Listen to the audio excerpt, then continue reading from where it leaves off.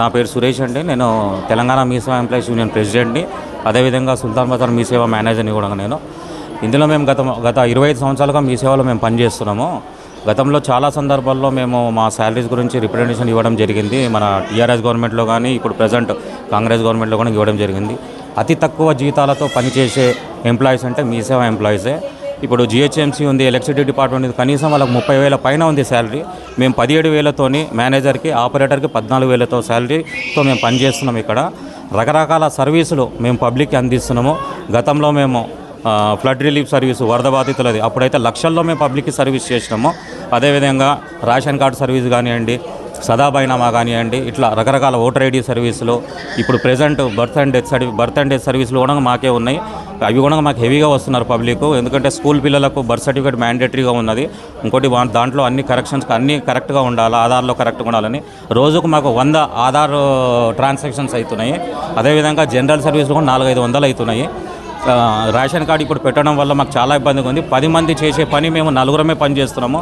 రోజు ఒకరికి week off CL ఇస్తే 3 ఉంటున్నాము. మేము డోర్ తెరవక ముందుకే ఆధార్ సర్వీస్కి కనీసం 50-60 మంది బయట నిల్చొని ఉంటున్నారు. ఇప్పుడు మీరు పబ్లిక్ని కూడా చూస్తున్నారు ఎంతమంది ఉన్నారు ఇక్కడ. మినిమం ఫెసిలిటీస్ లేవు మాకు హెల్త్ ఇన్సూరెన్స్ లేదు. ఏదైనా అయితే ప్రాబ్లం జరిగితే ఇప్పుడు మీకు ప్రజెంట్ ఉన్న సిచ్యువేషన్లో మా పిల్లల స్కూల్ ఫీజులే కానివ్వండి, నిత్యావసర వస్తువులే కానివ్వండి ఎంత పెరిగి ఉన్నాయి. ఈ 17,000 జీతంతో మా ఫ్యామిలీ మేము పోషించుకోలేకపోతున్నాము. మేము గవర్నమెంట్ కోరుకునేది ఒకటే, మాకు మినిమం వేజెస్ మేము ఆల్రెడీ ఎలక్ట్రిసిటీ డిపార్ట్మెంట్ విధంగా మాకు కూడా శాలరీస్ ఇవ్వాలని చెప్పి మేము మన శ్రీధర్ బాబు గారికి ఇవ్వడం జరిగింది లెటర్ మేము. కానీ ఇంతవరకు మాకు దాని గురించి ఏం న్యాయం జరగలేదు. మేము గతంలో మన ప్రిన్సిపల్ సెక్రటరీ గారు 2024 మన ప్రిన్సిపల్ సెక్రటరీ జయేష్ రంజన్ గారు 2024 మే జూన్లో మా శాలరీస్ పెంచుతామని చెప్పి మాట ఇచ్చినారు. కానీ అది ఇంతవరకు అమలు చేయలేదు మాకు.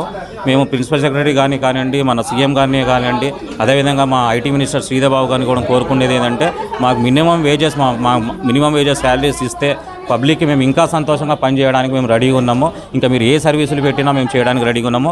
ఇప్పుడు ప్రజెంట్ మా దగ్గర 1,200 పైన సర్వీసులు ఉన్నాయి. రోజు 50-60 వేరు సర్వీసుల గురించి పబ్లిక్ మా దగ్గరకు వస్తుంటారు. పబ్లిక్ చేయడానికి మేమైతే వెనకపోము. రేషన్ కార్డు మొత్తం ఓవరాల్గా అన్ని మీ సేవలు, ఇప్పుడు కొన్ని మీ సేవలు అయితే చాలా హెవీగా ఉన్నది పబ్లిక్. కొన్ని సెంటర్లో అయితే 400-500 మంది లైన్లో ఉంటున్నారు. ఇప్పుడు నిన్నటి నుంచే స్టార్ట్ అయింది కాబట్టి ఇప్పుడు పబ్లిక్ ఇంకా అవగాహన అంత లేదు. కాకపోతే ఏంటంటే నేను గవర్నమెంట్ కోరుకునేది ఏంటంటే మన ప్రజాపాలనలో పెట్టిన అప్లికేషన్లో మళ్ళీ పబ్లిక్ మా దగ్గరకు వస్తున్నారు కాబట్టి పబ్లిక్కి అవగాహన చేయాలని చెప్పి నేను కోరుకుంటున్నాను. అదేవిధంగా జిహెచ్ఎంసీలో కానీ వార్డ్ ఆఫీసులలో, సివిల్ సప్లై ఆఫీసుల్లో కూడా ఈ అప్లికేషన్స్ అక్కడ కొని తీసుకుంటే మీ సేవలో పబ్లిక్ తక్కువ అవుతారు.